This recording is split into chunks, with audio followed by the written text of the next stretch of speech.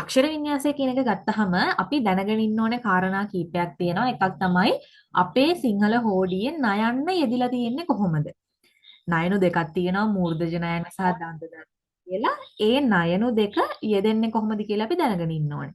ඒ වගේම තමයි අපේ හෝඩියේ තියෙනවා ෂ ෂ ස ස. ෂා ෂ ස මෙන්න මේ කියන අකුරු තුන වචනවල යෙදෙන්නේ කොහොමද කියන එක ගැන අපි දැනගෙන ඉන්න ඕනේ. ඒ වගේම තමයි අපි දැනගෙන ඉන්න ඕනේ ල ල එහෙම නැත්නම් මූර්ධජ ලයන්න දන්තද ලයන්න යෙදෙන්නේ කොහොමද අක්ෂරවල කියන එක. මෙන්න මේ කියන කාරණා ටික තමයි අපි මූලික වශයෙන් දැනගෙන ඉන්න ඕනේ. අපි මුලින්ම බලමු මේ සිංහල හෝඩියේ එන නයන්න කොහොමද අකුරු වල වචනවල යෙදෙන්නේ කියලා. එතනදී මුලින්ම අපි බලමු මේ දන්තද නයන්න කොහොමද අපේ සිංහල හෝඩියේ යෙදිලා තියෙන්නේ. ඒ වගේම අපි අක්ෂර ලියනකොට එහෙම නැත්නම් වචන ලියනකොට අපි කොහොමද මේ දන්තද නයන්න මොන වගේ අවස්ථාවලද පාවිච්චි කරන්න කියන එක ගැන අපි දැන් කතා කරමු. දන්තද නයන්න ගත්තහම දන්තද නයන්න තියෙන්නේ සිංහල හෝඩියේ තවර්ගයට අයිති අකුරු වල. තා ත දා ද න කියලා අපි කියන්නේ. ඔන්න තත දදන කියන කොටසේ තමයි අපිට දන්තද නයන්න අඳුරගන්න පුළුවන් වෙන්නේ. දැන් මම මෙහෙම ගත්තොත් තා ත දා ද න මෙන්න මෙතන තමයි අපිට දන්තද නයන්න. හරි මං හිතන්නේ පොඩි තාක්ෂණික ගැටලුවක්. මොකද කාලගුණයක තත්ත්වය පොඩ්ඩක් අවුල් තත්ත්වයක තියෙන නිසා අපි කමන්නේ දිගටම කරගෙන යමු. මේ වගේ දේවල් වලට අපිට මුහුණ දෙන්න සිද්ධ වෙනවා කොහොමත්. ඉතින් මම කතා කර හිටියේ දන්තද නයන්න යෙදිලා තියෙන්නේ කොතනද කියන එක ගැන. එතකොට දන්තද නයන්න කියන එක ගත්තාම මම මුලිනුත් කීවා මේක යෙදිලා තියෙන්නේ තාත දාද න කියන අකුරුත් එක්ක කියලා කියන්නේ තවර්ගයේ අක්ෂරත් එක්ක. එතකොට තවර්ගයේ අක්ෂරත් එක්ක මේක යෙදිලා තියෙනවා කියලා කියන්නේ අපි දැනගෙන ඉන්න ඕනේ තවර්ගයේ තියෙන අකුරු. ඒ කියලා කියන්නේ මේ තා ත දා ද කියන අකුරු එක්ක තමයි නයන්න එන්නේ කියන එක අපි මතක තියාගෙන ඉන්න ඕනේ. මූලික වශයෙන් මේක තමයි මතක තියාගන්න ඕනේ. දැන් මම ඔයගලන්ට ටියුට් එකේ දීලා තියෙනවා දන්තද නයන්න යෙදෙනවා තවර්ගයේ අකුරු වලට කලින් හල් කිරීමක් විදිහට කියලා. තවර්ගයේ අකුරු වලට කලින් හල් කිරීමක් විදිහට තමයි නයන්න යෙදෙන්නේ කියලා. අපි උදාහරණයක් විදිහට වචනයක් ගමු. දැන් තවර්ගයේ අකුරු වලට කලින් හල් කිරීමක් විදිහට යෙදෙනවා කිව්වොත් අපි මෙහෙම වචනයක් ගමු. අපි දන්තජ කියන එකම ගමුකෝ. දන්තජ. මෙන්න තියෙනවා දන්තජ කියන වචනේ. මේ දන්තද කියන වචනේ අපිට දීලා තියෙන රීතිය තමයි තවර්ගයේ අකුරු වලට කලින් හල් කිරීමක් විදිහට දන්තද න යෙදෙනවා. ඒක අපිට සත්‍යාපනය කරන්න පුළුවන් මේ බලන්න. මෙන්න තියෙනවා තයන්න. තයන්න කියලා කියන්නේ තවර්ගයට අයිති අක්ෂරයක්. ඒ තවර්ගයට අයිති අක්ෂරයට කලින් තියෙන්නේ දන්තද නයන්න. හැබැයි මොන ස්වරූපයෙන්ද තියෙන්නේ? හල් කිරීමක් විදිහට තමයි දන්තද නයන්න තියෙන්නේ. අපි තව වචනයක් ගමු.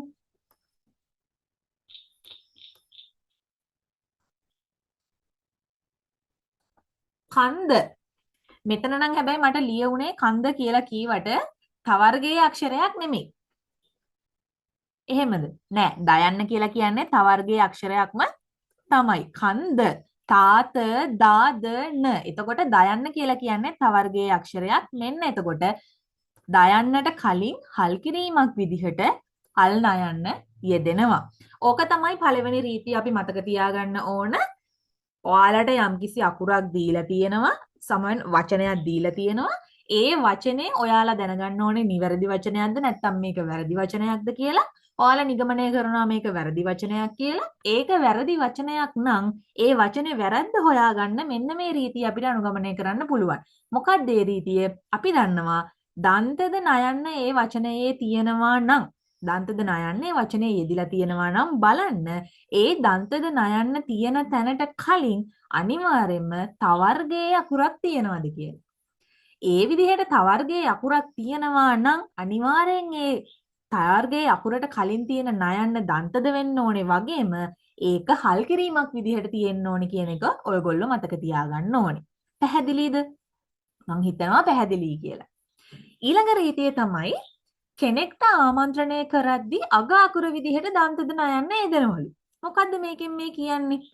කෙනෙක්ට ආමන්ත්‍රණය කරද්දී. දැන් අපි උදාහරණයක් විදිහට මෙන්න මෙහෙම ගමු වචනයක්. මේක ක්‍රියාවක්. කන්න. එහෙම නැත්නම් ඒකත් එක්කම එනවා වචනයක්. බොන්න. ඒත් එක්කම තව වචනයක් එනවා. දෙන්න. ඉන්න, කන්න, දෙන්න, අඳින්න, බඳින්න ඔය ඕන එකක. කාට හරි ආමන්ත්‍රණය කරනකොට අපි ඉවර වෙන්නේ ඒ ක්‍රියාවේ නයන්න, දන්තද නයන්න විදිහට. දැන් කවුරු හරි කොහේ හරි ලියලා තිබ්බොත් කන්න කියලා මෙන්න මේ නයන්න දාලා අගට ඉවරලා මේකේ තේරුම මොකක්ද කියලා මම නම් දන්නේ නැහැ. තේරුමක් ඇති මොකක් හරි. හරිද? දැන් මූර්ධ නයන්න ගැන අපි ඊළඟට කතා කරමු. දැනට දන්තද නයන්න ගැන විතරක් කතා කරමු. එතකොට මතක තියාගන්න ඔයාලා කාට හරි ආමන්ත්‍රණය කරනකොට ඒ ආමන්ත්‍රණයේ අදාළව යෙදෙන ක්‍රියාපදයේ අගාකුරු විදිහට යෙදෙන්නේ දන්තද නයන්න. ඊළඟට වර්තමාන ක්‍රියාපදවල අගාකුර විදිහට. ඒත් මේ මං කතා කරපු රීතියමයි. වර්තමාන ක්‍රියා මම දැන් මුලින් කතා කරේ. දෙන්න, කන්න, එන්න, යන්න අන්න ඒ වගේ දේවල් වල. ඊළඟට කියනවා චා, ට, ෂා, ස, ල, මෙන්න මේ කියන අකුරු වලට පස්සේ යෙදෙන්නේ දන්තද නයන්න කියලා. ඇයි මෙහෙම කියන්නේ? අපි ගමු චයන්න. චයන්න ගත්තාම ච වර්ගයට අයිති අකුරු කීපයක් අපේ සිංහල හෝඩියේ තියෙනවා. ච වර්ගයට අයිති අකුරු කීපයක් අපේ සිංහල හෝඩියේ තියෙනවා. ඒ අකුරු ටික තමයි චා, ච, ජා, ज ඤ. චා, ච, ජා, ජ, ඤ. මෙන්න මේ කියන අකුරු ටික තමයි ච වර්ගයේ අකුරු වලට තියෙන්නේ. එතකොට මේ අකුරු වලට පස්සෙත් යෙදෙන්නේ මූර්ධද දන්තද නයන්න. අපි ගමු මෙන්න මෙහෙම වචනයක්. අපි හැමෝටම හුරු වචනයක් තියෙනවා චන්න. මේ චන්න කියන වචනය ගත්තහම මේක ඇතුලේ අපිට බලා ගන්න පුළුවන් රීති දෙකක් තියෙනවා. එකක් තමයි මම ඔයාලට මුලින් කීවා තවර්ගයේ අකුරු වලට කලින් හල් කිරීමක් විදිහට දන්තද නයන්න යෙදෙනවා කියලා. අන්න නයන්න කියලා කියන්නේ තවර්ගයට අයිති අක්ෂරයක්. එතකොට තවර්ගයට අයිති අක්ෂරයකට කලින් හල් කිරීම යෙදෙන්න ඕනේ. දන්තද නයන්න යෙදෙන්න ඕනේ හල් කිරීමක් විදිහට. ඊළඟට අපි තව රීතියක් ඉගෙන ගත්තා. චා, ට, ෂ, ස, ල, කියන අකුරු වලට පස්සේ එන්න ඕනේ දන්තද නයන්න කියලා. මේ චයන් තියෙනවා ඊට පස්සේ දන්තද නයන්න යෙදිලා තියෙනවා. ඒ වගේ වචන කිහිපයක් ඔයාට පුළුවන් මේ දීලා තියෙන හිස්තැන් වලට අදාළව ලියා ගන්න. ඒක ඔයාලා තනියම කරන්න ඕන දෙයක්. මම මේ වචන දෙන්නේ නැහැ. ඒක හිතලා ඔයාලා ලියා ගන්න. මොකද හේතුව එතකොට තමයි ඔයාලට ප්‍රැක්ටිස් එකක් ලැබෙන්නේ. මේක ප්‍රැක්ටිකලි මේක මේ විදිහට තමයි මේ අකුරු වචන වල යෙදෙන්නේ කියන එක ඔයාලා දැනගන්න. එහෙම නැතුව දැන් මම මෙතනදී කෙලින්ම ඔයාලට වචන ටිකක් දීලා ඔක්කොමත් දීලා මම මේක හැමම ටියුට් එකේ තියේ. ඔයාලා ඒක බලන්නෙත් නැහැ මොකුත් නැහැ. ටියුට් එකේ ඒක ලස්සනට ලියලා තියේ. හරි. ඊළඟ රීතිය තමයි ස්ත්‍රී වාචක ප්‍රත්‍යවලදී අගට යෙදෙනවලු. මොනවද මේ ස්ත්‍රී වාචක ප්‍රත්‍ය කියලා කියන්නේ? ස්ත්‍රී වාචක ප්‍රත්‍ය කියලා කියන්නේ දැන් මේ බලන්න. අපි මේ වචනේ ගමු. ගැහැණි. ඊළඟට නයනි. තව වචනයක් ගමු. නැගනි. දැන් සමහරු එක වැරද්දක් කරනවා ගැහැණිය කියලා ලියනකොට නැගණිය කියලා ලියනකොට පාවිච්චි කරනවා මූර්ධද නයන්න. මේ නියන්නට පාවිච්චි කරන්නේ මූර්ධද නයන්න. නමුත් නිවැරදි රීතිය තමයි ස්ත්‍රී වාචක ප්‍රත්‍යවලදී අගට යෙදෙන්නේ දන්තද නයන්න. දැන් පතිනි කියලා අපි ලියුවොත් එහෙම සමහරු පතිනි කියන වචනේ මෙන්න මේ විදිහට පාවිච්චි කරනවා. මේක completely wrong. පතිනි කියන වචනේ මේ විදිහට නෙමෙයි ලියවෙන්න ඕනේ. පතිනි කියන වචනේ අපි ලියනවා නම් ලියවෙන්න ඕනේ මෙන්න මේ දන්තද නයන්න පාවිච්චි කරලා. පැහැදිලිද? ඔයාලට මාත් එක්ක ලයිව් කතා කරන්න පුළුවන් නම් මට ගොඩක් පහසුයි. මොකද එතකොට ඔයාලගේ තියෙන ප්‍රශ්න මොනවද කියන එක ගැන මට දැනගන්න පුළුවන් නිසා ඉඳලා ලයිව් සම්බන්ධ වෙලා ඉන්න නිසා මාත් එක්ක කතා කරන්න. එහෙම අපහසුතාවයක් තියෙනවා නම් chat එකට හරි දාන්න එකේ ගැටලුවක් නැහැ. right? මෙතෙක් වෙලා කියලා දීපු දේවල් පැහැදිලිද? ඔව් අක්ක පැහැදිලි. හරි පැහැදිලි. අපි එහෙනම් යමු මූර්ධද නයන්න බලන්න. බලමු මූර්ධද නයන්න කොහොමද වචන වල යෙදෙන්නේ කියලා. කවර්ගයේ අකුරු වලට පස්සේ කවර්ගයේ අකුරු වලට පස්සේ කියලා කිව්වහම අපි දැනගෙන ඉන්න ඕනේ කවර්ගයේ අකුරු කියන්නේ මොනවද කියලා. සාරා දන්නවද කවර්ගයේ අකුරු කියන්නේ මොනවද කියලා? මතක නම් කියන්නකෝ. කචට තප කාචට තාප නෑ. කචට තප නෙමෙයි කවර්ගයේ අකුරු කියන්නේ. ඔයා ඔය කියන්නේ අල්ප ප්‍රාණ කක මහ ගග ප්‍රාණ. අන්න හරි. කාක ගාග න. ඒ කියන අකුරු ටික තමයි කවර්ගයේ අකුරු කියලා කියන්නේ. කා ක ගා ග ඊගා අකුරු නම් මට ලියන්න මම හරියට ඔන්නෝම තමයි මම මේක ලියන්නේ. ඒකේ විදිහට දන්නේ නැහැ. ඕම තමයි ලියන්නේ. හොඳේ. නෑ. මෙන්න මේ අකුරු ටික තමයි කවර්ගයේ අකුරු කියලා කියන්නේ. එතකොට කවර්ගයේ අකුරු වලට පස්සේ යෙදෙන්නේ මූර්ධජ නයන්න. අපි බලමු උදාහරණයක්. එන්න ගත්ත සිංහල භාෂාවෙම අපිට නිතර හම්බෙන වචනයක්. කණ්ඨජ. ආයකම් මම ගන්නම්. කණ්ඩායම.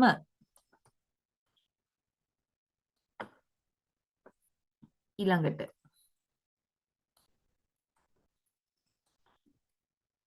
කන් කළු.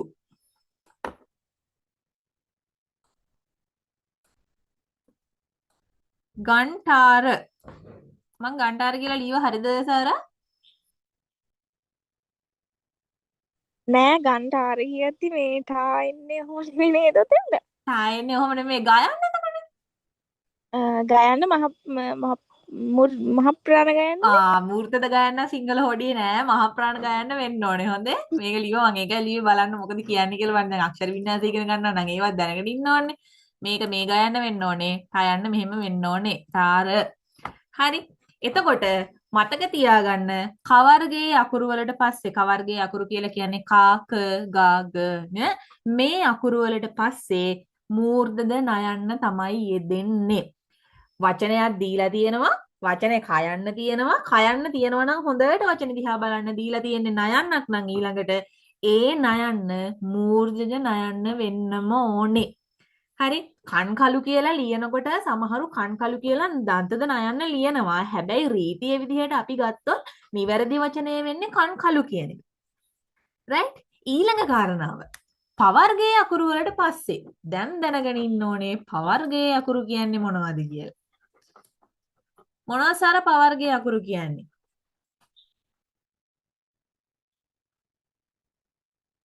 පප බබම පප බබම. ඔන්න ඔය කියන පා ප බා බ ම මේ කියන අකුරු වලට පස්සෙත් මූර්ධජ නයන්න තමයි යෙදෙන්න ඕනේ. අපි උදාහරණයක් බලමු. අපිට නිතරම හුරු පුරුදු වචනයක්. පණ්ඩුකාභය. පණ්ඩුකාභය කියලා ලියනකොට ඕම තමයි ලියන්නේ. එතකොට මෙතන පන් කියලා ලියුවොත් ඒ පන් වෙන පන් එකක් ඒක මේ අර්ථය වෙනස් වෙනවා එතකොට. එතකොට මතක තියාගන්න පවර්ගයේ අකුරු වලට පස්සේ ඒ කියලා කියන්නේ පා ප බා බ ම මෙන්න මේ කියන අකුරු වලට පස්සේ යෙදෙන්නේ මූර්ධජ නයන්න. ඊළඟ රීතිය තමයි ටවර්ගයේ අකුරු වලට පස්සේ යෙදෙනවලු මූර්ධජ නයන්න. මොනවද ටවර්ගයේ අකුරු කියන්නේ? නිහාල් මහත්තයාට කියන්න පුළුවන් නම් හොඳයි ටවර්ගයේ අකුරු කියන්නේ මොනවද කියලා. chat එකට හරි දාන්න අපිට දිගට මේක කරගෙන යන්න පුළුවන් එතකොට ක්ලාස් එකට සම්බන්ධ වෙලා ඉන්නේ.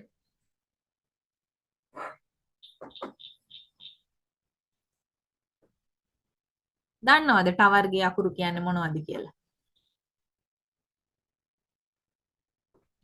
මාව ඇහෙනවද?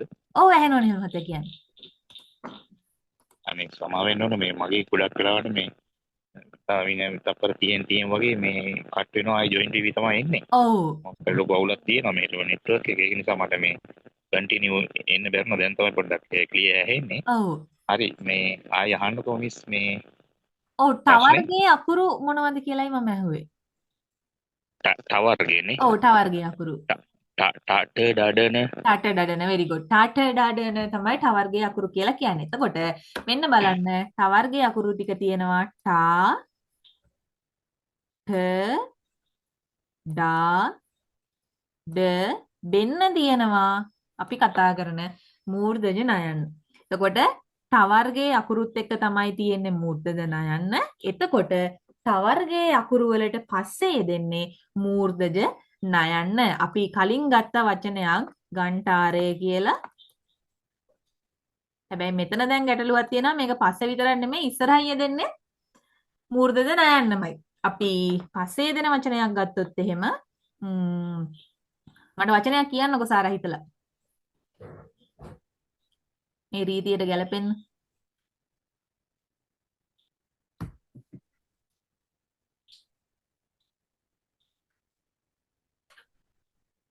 තවර්ගයේ අකුරු වලට පස්සේ මූර්ධජ නයන්න යෙදෙන්නේ කියන රීතියට ගැලපෙන්න මට උදාහරණයක් දෙන්න.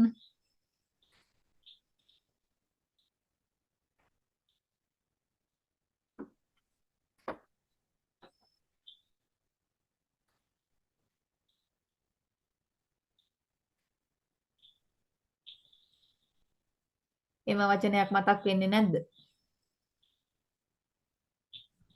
වචනයක් මතක් වෙන්නේ නැහැ මතක් වෙන්නේ නැහැ. එහෙම එකපාරට වචන මතක් කන්ෆියුස් වෙලා වගේ ඉන්නේ වෙන්නේ. ඔව් දැන්. කන්ෆියුස් වෙනවා එකපාරට මෙහෙම මොකද්ද වෙන්නේ කියලා කිය හිතා ගන්න බැරි වෙනවා. රයිට්. මම දෙන්නම් වචනයක්.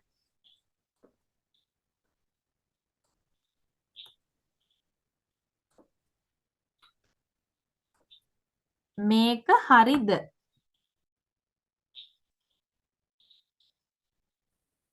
දණ්ඩනය කියලා වචනයක් මම ලියුවා. මේ වචනේ හරිද?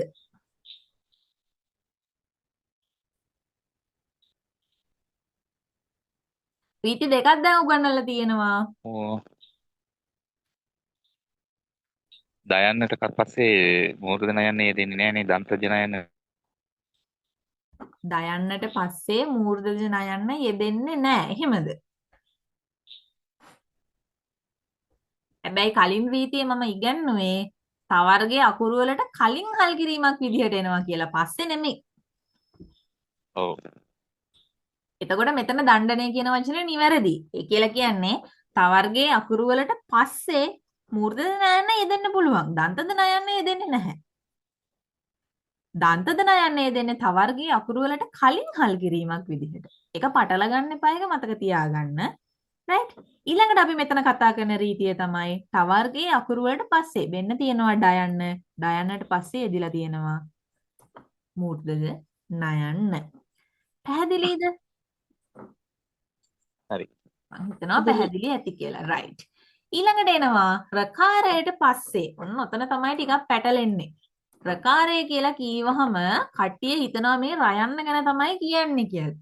රකාරය කීවහම මේකට අයිති වෙනවා රකාරාංශය ඊළඟට ගයනු ඉරුකාර. අන්න හරි. ඉරු. ඉරු කියන එක. එහෙම නැත්නම් අපි මේකට පිල්ලමට කියනවා ගැටපිල්ල. ඊළඟට රේපය. රේපය තමයි මම ලියන්නේ. රේපය. මෙන්න මේ කියන කාරණා ටික තමයි රකාරයේ විදිහට ගණන්නේ. එතකොට මේ රකාරයට පස්සේ යෙදෙන්නේ මූර්ධජ නයන්න. දැන් අපි උදාහරණයක් විදිහට ගමු මෙන්න මේ වචනේ. පෞරාණික. මේ පෞරාණික කියන වචනේ ගයනු කිත්තක් තියෙනවා රයන්නක් තියෙනවා ඊට පස්සේ යෙදලා තියෙන්නේ මොකද්ද මූර්ධජ නයන්න. අන්න එතකොට මේ රීතිය සත්‍යාපනය වෙනවා ප්‍රකාරයට පස්සේ මූර්ධජ නයන්න යෙදෙනවා. අපි ගමු තව වචනයක්. අපිට පොඩි කාලේ ඉඳලා හුරු වචනයක්. ඍණ. ඍණ කියන වචනේත් මෙතන තියෙන්නේ රකාරය. දැන් සමහරු හිතනවා මේක හැදලා තියෙන්නේ සයන්නට මේ ගයනු කිත් එකතු වෙලා හැම වෙලාවෙම නෑ මේ තියෙන්නේ ඉරු. ඉරු කියන අකුර තමයි මේ තියෙන්නේ. එතකොට මේක රකාරයෙන් බිඳිලා එන එකක්. එතකොට මේක ඍණ කියන විදිහට තමයි අපි උච්චාරණය කරන්නේ. එතකොට මෙතනදී අපිට සත්‍යාපනය කරන්න පුළුවන් අන්න රයිට් රකාරයට පස්සේ මූර්ධජ නයන්න යෙදිලා තියෙනවා. රයිට්. ඊළඟ රීතිය කියනවා ගෞරවාර්ථයේ ප්‍රත්‍යවලදී මූර්ධද නයන්න යෙදෙනවාලු. මල කෙලියයි දැන් හොයපල්ලක මොනවද ගෞරවාර්ථයේ ප්‍රත්‍ය කියන්නේ කියලා. එක්කෝ කාට හරි ගෞරව කරන්න ඕන නැත්නම් මේ වෙන මොකක් හරි ගැන වෙන්නේ නැති කියනවා ඇත්ත. ගෞරවාර්ථයේ ප්‍රත්‍ය ආන කියලා ආ ඔව් කියන්නේ හැ. ආන ආන අනි අනු ඔව් ආන අන්ඩි අනි ආන අනි අනු මෙන්න මේ කියන ප්‍රත්‍යය තුන එකතු වෙලා හැදෙන වචනවලදී මූර්ධද නයන්න තමයි යෙදෙන්නේ. දැන් අපි උදාහරණයක් විදිහට ගමු මේක අපි චූටි කාලේ ඉඳලා පුරුදු වචනයක්. පියාන ඊළඟට මෑණි ඔන්න ඔය වගේ වචන. හරි. එකක් මතක තියාගන්න. ඒක හරි ලේසි. ගෞරවාර්ථයේ පැත්ත කොහොමත් ආනනුවනි කියලා කියනකොට මූර්ධද නයන්නමනේ යොදන්නේ. එතකොට ඒ නිසා ඒක මතක තියාගන්න ලේසි. ඊළඟට තියෙනවා අතීත ක්‍රියාපදවල අග අකුර. දැන් අපි මුලින් කතා කරා වර්තමාන ක්‍රියාවල අවසන් වෙන්නේ දන්තද නයන්නෙන් කියලා. කරන, බලන, එන, යන අන්න ඒ වගේ වචන. දැන් මෙතනදී කියනවා අතීත කාල ක්‍රියාපදවල අග අකුර විදිහට. අපි සාමාන්‍යයෙන් පාවිච්චි කරන නිතර වචනයක් තමයි මෙන්න මේ තිබුණා කියන එක. දැන් තිබුණා කියලා කිව්වහම නා කියලා කියන්නේ තිබුණා. හරි මේක වෙලා ඉවරයි. එහෙනම් මේ වචනේ නිවැරදිව ලියවෙන්න ඕනේ තිබුණා. මෙන්න අතීත කාල ක්‍රියාවක් අවසන් වෙන්නේ මූර්ධද නයන්නේ. කෙරුවා කියලා අපි පාවිච්චි කරන වචනයක්. කෙරුවා. කෙරුවා කියන එක ලිඛිත භාෂාවෙන් ලියනකොට අපි ලියනවා කෙරිනි. කෙරිනි. මේ තිබුණා කියන එක තිබිනි කියලාත් අපිට ලියන්න පුළුවන්. ඊළඟට අවසන් විනි. ඔන්න ඔය වගේ වචන. ඊළඟට කෙරිනි කීවා තිබුණා තිබුණි තාම බැලිනි මොනවද ඒ වගේ වචන දැනිනි ගැනිනි වගේ ඕනේ වචනයක් ගන්න පුළුවන්. අතීත කාල ක්‍රියාපදවල අග අකුර විදිහට එතකොට යෙදෙන්නේ මොකද්ද? මූර්ධද නයන්න. එතකොට දැන් පැහැදිලිද නයන්න කොයි වගේ අවස්ථාවලද සිංහල හෝඩියේ වචනවල යෙදෙන්නේ කියලා? මූර්ධද නයන්න ගැන අපි කතා කරා, දන්තද නයන්න ගැන අපි කතා කරා. පැහැදිලිද? ඕ පැහැදිලි. හරි පැහැදිලි. එහෙනම් අදහසක් යමු තියෙනවා. පොඩි එක්සර්සයිස් එකකට. රයිට්. ඔයාලට මම දීලා තියෙනවා මෙන්න මේ ටියුට් එක. මේක ඔයාලා ගාව ඇති කියලා මම විශ්වාස කරනවා.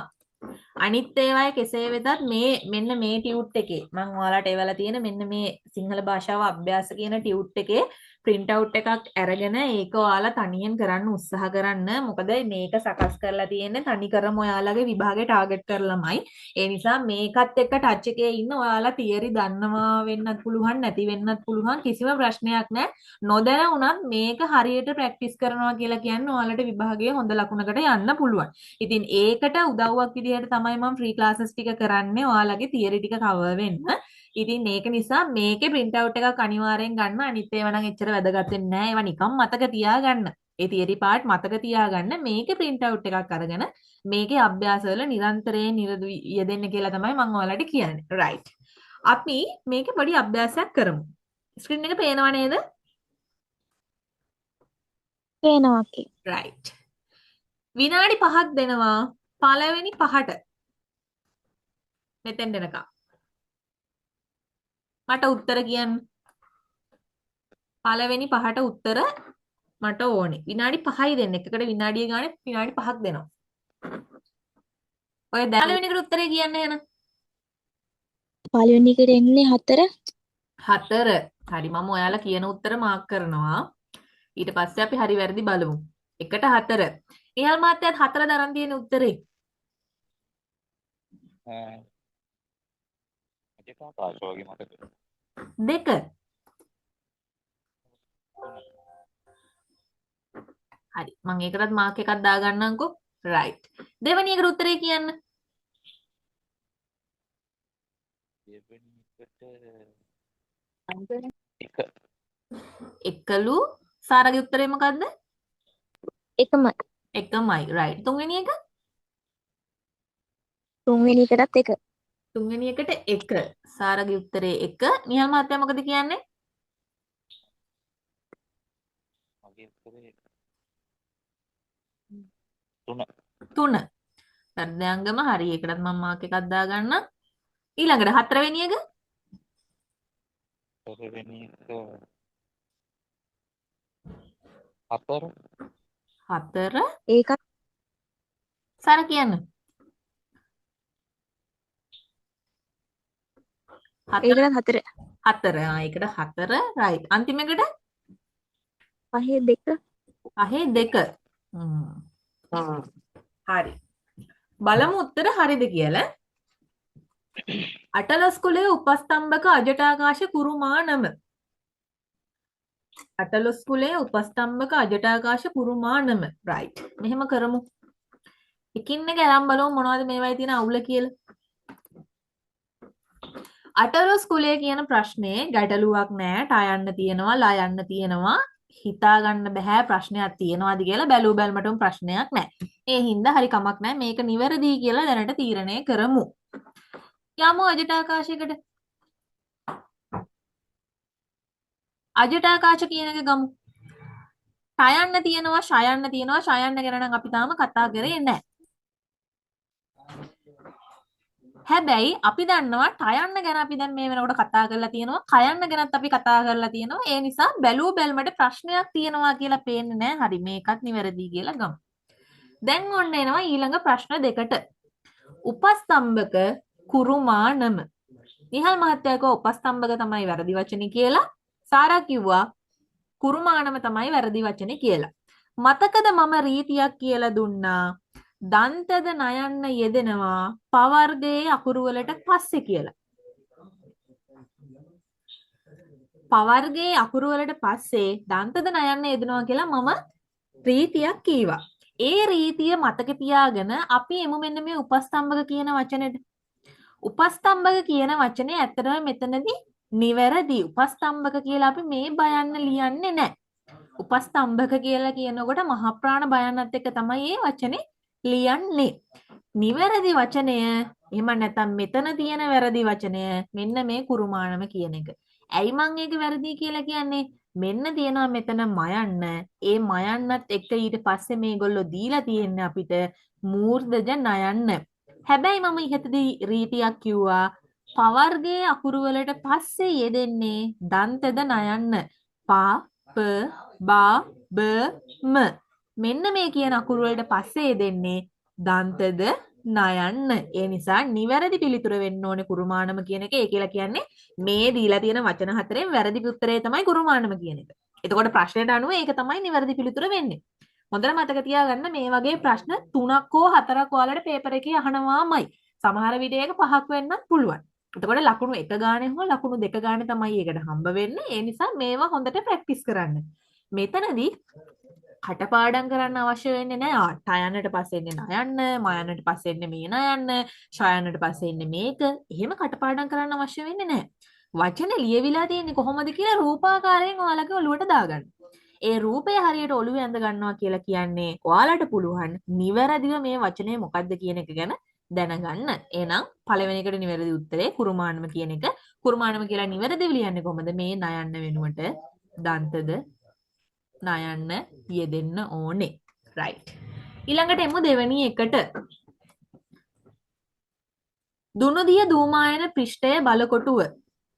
දුනුදිය දූමායන පෘෂ්ඨය බලකොටුව. මේක නම් ඉතින් කතා කරන්න දෙයක් නැහැ. දෙන්නම හරි උත්තරේ අරන් තියෙනවා. මොකද මම කලින් කියලා දුන්නා. තත්ත දාදන එහෙම නැත්නම් තවර්ගයේ අකුරු වලට පස්සේ යෙදෙන්නේ මොන නයන්න කියලාද? දන්තද නයන්න කියලා. එහෙනම් දුනුදිය කියන එක නිවැරදිය වෙන්න ඕනේ. දුනු කියන එක මෙන්න මෙහෙමයි ලියවෙන්න ඕනේ. මොකද අපි දුනු කියන එක ගත්තාම දුන්න කියලා අපි ලියනකොට ලියන්නේ මෙන්න මෙහෙමනේ. එතකොට දුන්න කියලා අපි කොයි වෙලාවක මේ විදිහට ලියන්නේ නැහැ. මේක වැරදි. දුන්න කියන එකෙන් තමයි දුනු කියන එක බෙදිලා එන්නේ. එහෙනම් දුනුදිය කියන එක තමයි මෙතන උත්තරේ වෙන්න ඕනේ. දුනුදිය කියන එක නිවැරදි වෙන්න ඕනේ. දු නු කියන එක දන්තද නයන්න වෙන්න ඕනේ. පැහැදිලි කියලා හිතනවා.